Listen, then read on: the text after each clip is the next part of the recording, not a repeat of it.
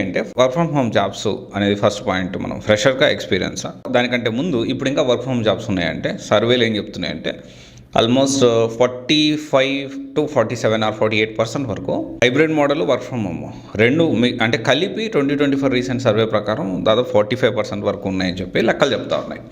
So దీన్ని బట్టి మనము యూ కెన్ అజ్యూమ్ దట్ మనకి వర్క్ ఫ్రమ్ హోమ్ జాబ్స్ అనేవి ఇంకా ఉన్నాయి అనే విషయం, and at the same time hybrid కూడా ఉన్నాయి అనే విషయం మనం మర్చిపోవద్దు. అండ్ ఈ ప్రాసెస్ కూడా కొంచెం డిఫరెంట్గా ఉంటుంది. Work from home and hybrid recruitment కూడా వర్చువల్గా జరుగుతుంది.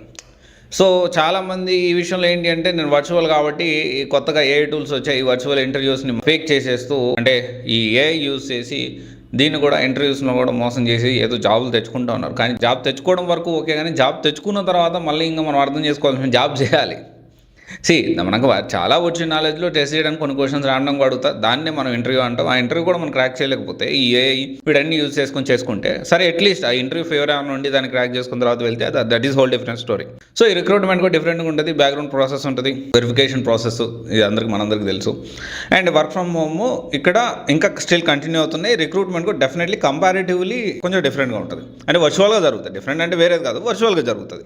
అయితే ఇక్కడ ఇంకా వర్చువల్ ఇంటర్వ్యూస్ కూడా ఇంకా జరుగుతున్నాయి, అది కూడా మర్చిపోవద్దు. అయితే ఫ్రెషర్స్కి ఎక్కువ వర్క్ ఫ్రమ్ హోమ్ జాబ్స్ వస్తాయా, ఎక్స్పీరియన్స్ ఎక్కువ వర్క్ ఫ్రమ్ హోమ్ జాబ్స్ వస్తాయా? ఇక్కడ ఎక్కువగా ఎక్స్పీరియన్స్ వాళ్ళకి వర్క్ ఫ్రమ్ హోమ్ జాబ్స్ వస్తాయి. అండ్ కొంతమందికి బెంచ్ పీరియడ్లో ఉన్నప్పుడు, కూలింగ్ పీరియడ్లో ఉన్న బెంచ్ పీరియడ్లో ఉన్నప్పుడు ఫ్రెషర్స్కి కూడా ఈ వర్క్ ఫ్రమ్ హోమ్ జాబ్స్ అనేది వచ్చేదానికి ఛాన్సెస్ ఉన్నాయి.